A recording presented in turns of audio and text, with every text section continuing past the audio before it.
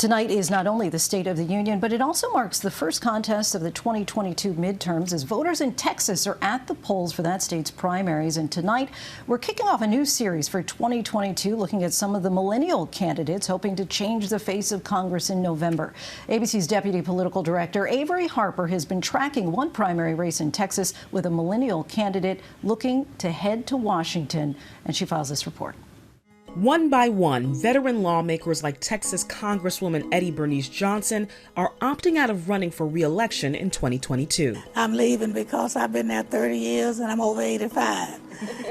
And I need a knee replacement. She was first elected to represent her Dallas area district in 1992. Back then, there were far fewer women and people of color in the halls of Congress. Who passed the torch to you when you got to Congress? I didn't have a torch. I was the first African-American woman who had run for anything in Dallas. It was quite a challenge.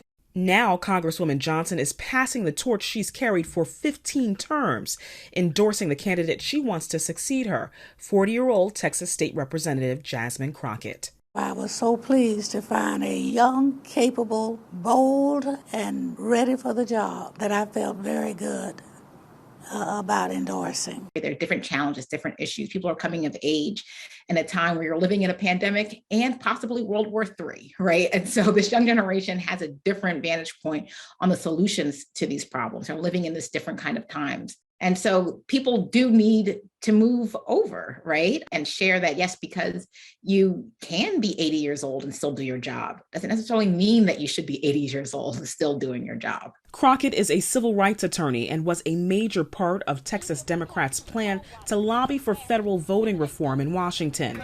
Last summer, Crockett and her colleagues fled the Lone Star State to delay the passage of Texas's restrictive voting legislation.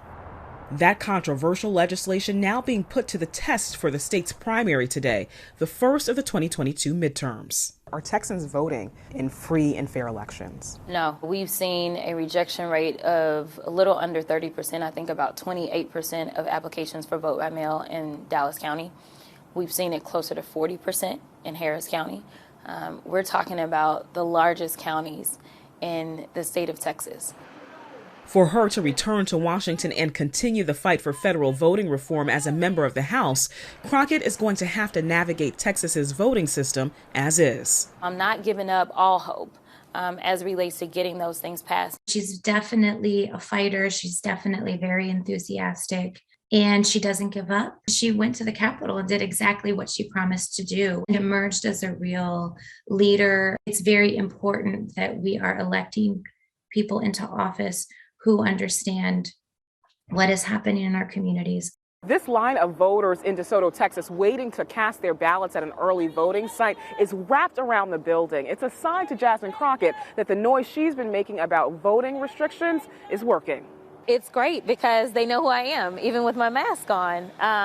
And, you know, just like that voter that just walked by who said, thank you for what you did. They know my work. It can't just be about a title. It is to be a public servant.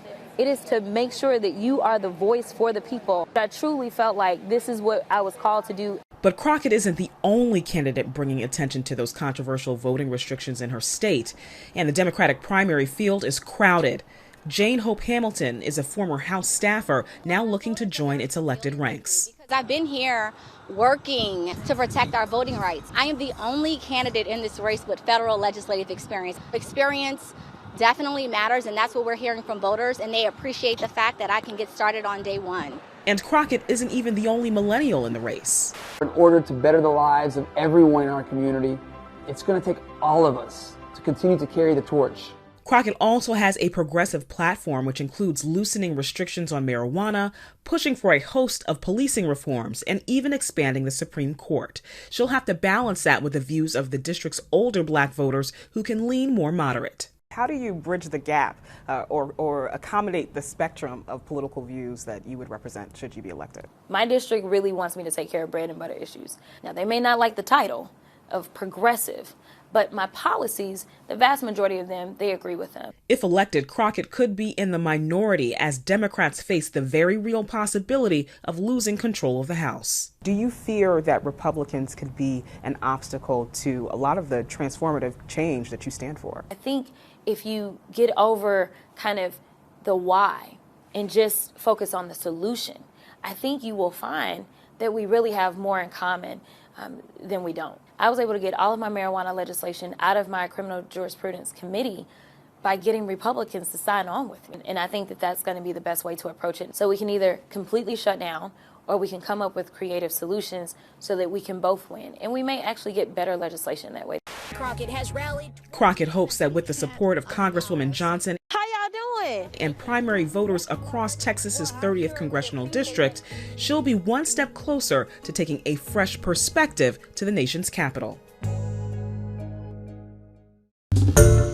Hi everyone, George Stephanopoulos here. Thanks for checking out the ABC News YouTube channel. If you'd like to get more videos, show highlights, and watch live event coverage, click on the right over here to subscribe to our channel, and don't forget to download the ABC News app for breaking news alerts. Thanks for watching.